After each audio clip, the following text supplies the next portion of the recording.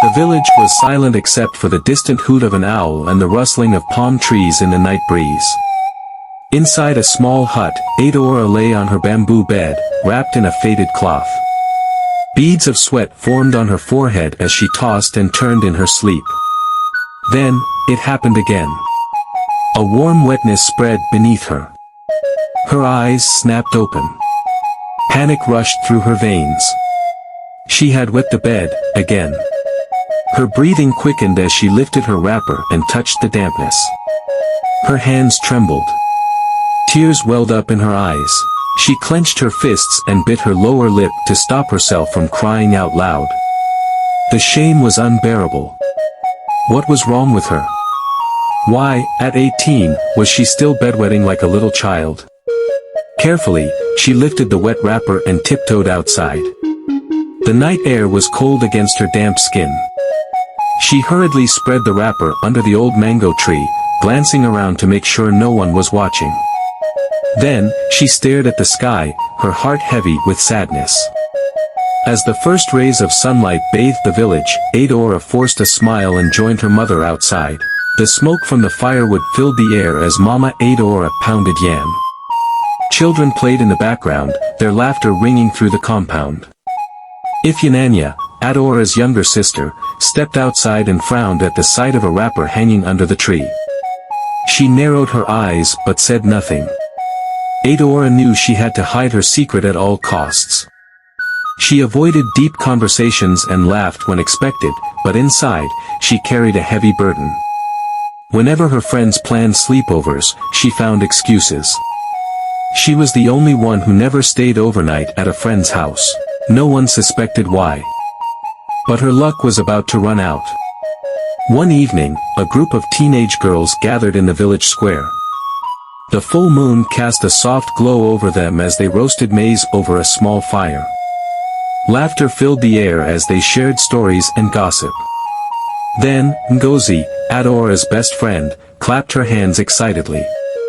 "Let's have a sleepover at my house tomorrow." The girls cheered. Everyone was eager.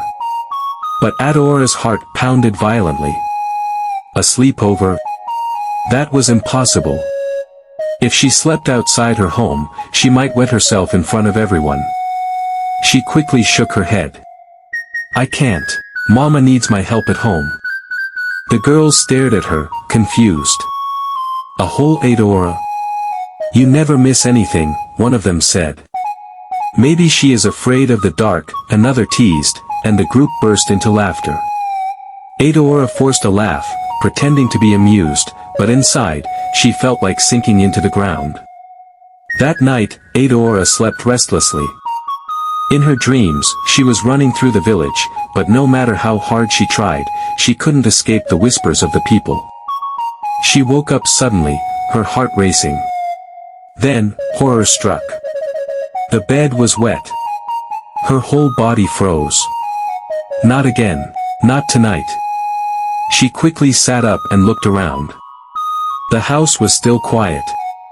If she moved fast, she could clean it up before anyone noticed. But just as she reached for her wrapper, a groggy voice spoke from the darkness. "Ah! What is that smell?" Adaora's blood ran cold. It was Chittybeer, her younger brother. He sniffed the air, then looked at her bed. "Mama! Mama! Adaora has wet the bed," he shouted. In seconds, footsteps approached. Mama Adaora rushed in, followed by Ifyananya.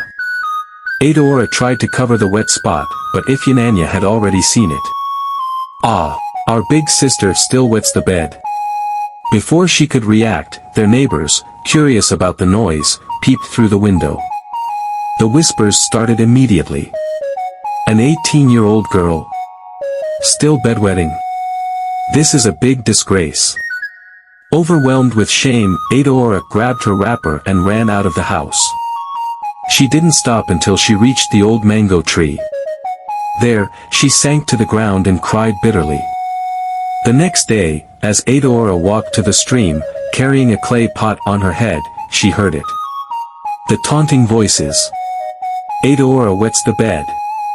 Adaora wets the bed." She turned and saw a group of children skipping around, singing mockingly. Her face burned with shame, but she forced herself to keep walking. At the stream, some teenage girls whispered behind her. So, this is why she avoids sleepovers. Maybe she wears baby napkins at night, another girl said, giggling. Adaora's hands tightened around her pot. She felt humiliated, powerless. She wanted to run, to hide, but where? That night, she refused to eat. She sat in a corner, hugging her knees. Why me? She whispered to herself. Am I cursed? Mama Adaora sat beside her, placing a gentle hand on her shoulder. My daughter, do not cry. Every problem has a solution. The next morning, they visited a herbalist, who gave Adaora bitter herbs. Later, they traveled to the town's doctor. This is called nocturnal enuresis, the doctor explained. Many people suffer from it, but they overcome it. You must train your bladder and avoid drinking too much water at night. Adaora listened carefully. For the first time, she felt hope. Determined to change, Adaora followed every instruction. She set alarms to wake up at night. She did bladder exercises every morning. She avoided drinking water late in the evening. Some nights, she still failed. She would wake up disappointed, but she refused to give up.